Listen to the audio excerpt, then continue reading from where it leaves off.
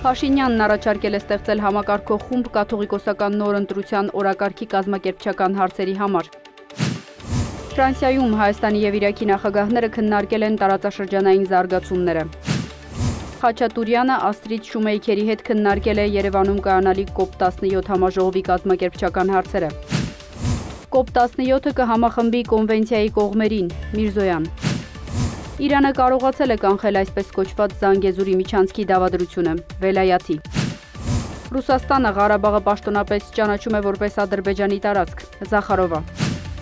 Ուկրաինայում հրադադարը կարող է ստեղծել այնպիսի իրավիճակ, ինչպես Լեռնային Ղարաբաղում, Մեդինսկի։ Ռուսաստանն ու Ուկրաինան անօդաչու թռչող սարքերով փոխադարձ հարվածներ են հասցրել։ Թրամփն ու Նեթանյահուն քննարկել են Իրանին վերաբերող հարցեր։ Թրամփը Լոս Անջելես է ուղարկել ազգային գվարդիայի ևս 2000 զինծառայողի և 700 ծովային հետևակի։